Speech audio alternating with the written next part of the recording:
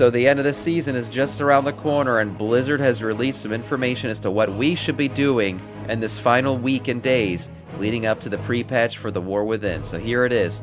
Their first thing, Awakened Raids. If you want to get in here and do Awakened Raids still, I mean, maybe you haven't been raiding this season, you just want to get a little flavor taste of everything that we've been getting here in Dragonflight, you can still do that. So, and one thing you want to do through those Awakened Raids is potentially get some mounts. That's right. The Renewed Proto-Drake, embodiment of the Blazing, and Renewed Proto-Drake, embodiment of the Storm Reader. These are the Farak and Razageth mounts, respectively. You want to get in here and get those. You can still collect them. They're not going to end, so to say. They're not going to be able to be impossible to get once the season ends, but hey, maybe you want to do it while it's still relevant. A Mythic Plus is something you're going to want to do until the season ends on July 22nd at NA and July 23rd for the for EU. So this is your chance to finally push that rating up to 2,000. You want to get that little mount. We'll talk about that in a second. But it looks like Blizzard has officially announced that the season is ending with the launch of the pre-patch. Now, that is what we all expected, but this is the first time we're seeing it here in writing. So this is your last chance. You got about a couple more days here, less than a week, to try to get that rating up for the final time in the final season of Dragonflight. Moving on to PvP. Yes, your PvP season will also come to a close as the Mythic season does. So you're going to want to get those PvP ratings up. Same thing, July 22nd and 23rd for EU and NA. You're going to want to make sure you finish out the PvP season with some flair. Players can still queue up for the rated PvP and to get honor, conquest, and everything else. Progress towards faction-themed Vicious Dream Talon mount as well. So you're going to want to do that. And, of course, you're, getting your Gladiator. That's right. Talking about a 1,000 rating and Combatant Challenger 1,400 rating, Rival 1,800 rating, Duelist 2,100 rating, Gladiator 2,400 rating, and then Legend, the top 100 rated solo shuffle. That's what you're gonna, this is your last chance to get them, last couple days. So that's nice. You'll be able to try that. Now, what are some items maybe that you're going to want to get? Because those things are no longer going to be available as we head into the next season. Well, to start, the Mythic Plus rating. Now, we just talked about Mythic Plus, of course, coming to an end. Well, you might want to get the Infinite Armordon. That's right. This is your 2,000 rating mount for this season. It is the Infinite Dragonflight version of it, and this is probably the best one of them all, actually. So if you haven't gotten one all season, I would suggest maybe trying to get this one. It's a colorway. It's my favorite, that's for sure. Moose kebabs, not a thing, but yeah, potentially.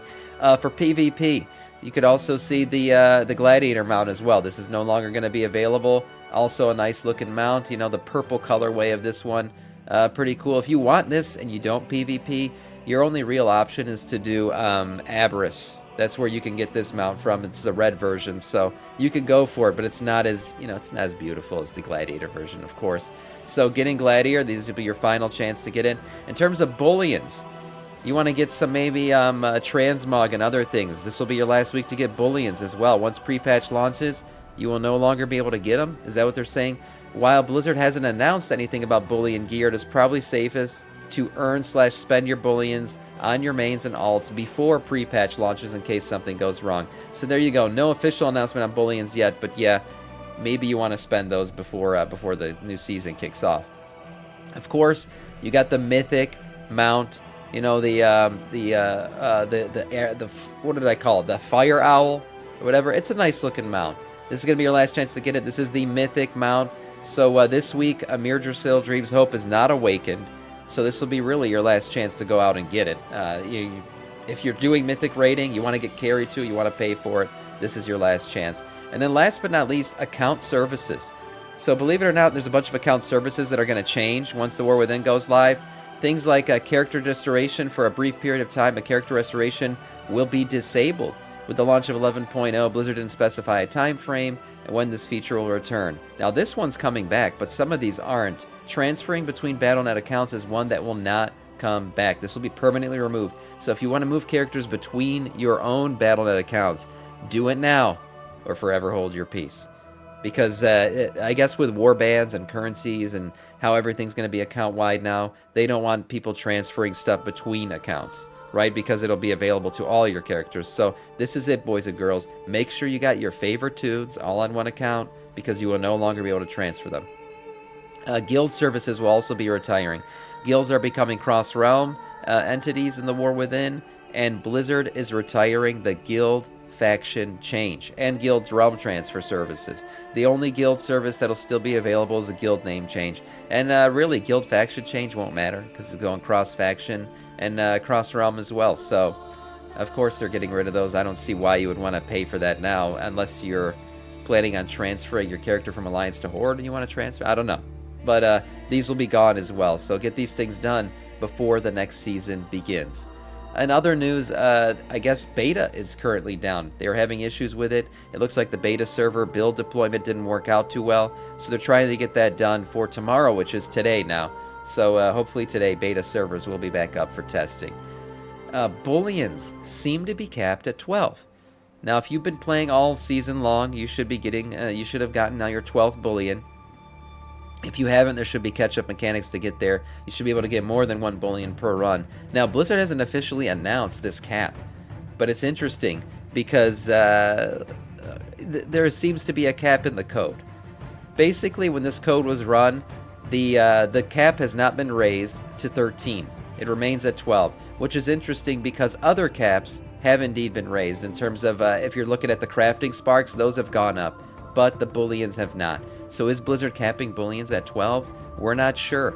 In terms of the awakened raids, those are going to continue. In fact, all the raids are not going to be awakened once the patch hits. So this will be interesting to look at. Not sure what this means in terms of whether or not there is actually a cap or not, or Blizzard just lagging time here. But as of right now, if you've gotten 12 bullions, you will not be able to get any more. So spend them wisely.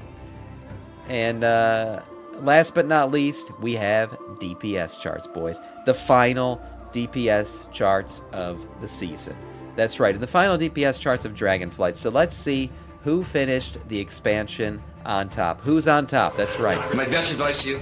Yeah. Shut up. Okay, unnecessary. Forgot to pause the blurbs, my bad. So looking at this chart, we got overall damage. Ass Rogue has climbed to the top of the charts. Look at that. Followed by Unholy DK, Devastation Evoker, Arms Warrior, Frost DK, Shadow Priest. Is interesting that it's here. It's the first, well, this is a mid-range, but really, the top we can see is packed with melee. Samiccus awakens is the slumbering monster behind my mighty zipper. Hey. Less than 3. Hey, there it is. There it is. Yeah, I have that effect on people. Priest and then Sub-Titty Rogue. As I was saying, most of these are melee DPS. That's what we've been seeing really this whole season. Retribution Paladin coming up the rear. Then we go to the bottom. Augmentation Evoker, always been a hard one to track. Survival Hunter, still hurting. Feral Druid, Fire Mage near the bottom here. And Outlaw Rogue to round out the bottom. Looking at specifically single target DPS. Unholy DK and Ass take a flip here. Unholy takes the top. We see Devastation Evoker still up here. Arms Warrior, Sub-Titty Rogue. Retribution Paladin climbing up a little bit here. Shadow Priest still doing good. And then got our Druids. Feral and Balance. Towards the bottom here we see Outlaw Rogue, Aug Evoker, Fury Warrior, Demonology Warlock, and then we got some Hunter specs. Hunter has been hurting, but the rework I think has been good for them. We've already seen in the next expansion, we've been seeing Arcane Mage popping off. We've been seeing Paladins popping off. Hunters are doing pretty good. So these, a lot of this is going to change when the new expansion comes out because we're going to have all new builds, hero talents, obviously, all kinds of reworks. So it's nice to reminisce and look back, but these charts will be irrelevant very soon. The biggest movers up and down to finish out the season, Affliction Warlock, up 11 spots. They're the biggest mover up, and the biggest mover down, Marksmanship Hunter, down 14. Again, take all this with a grain of salt. It's about to change in a couple days, but that is your news.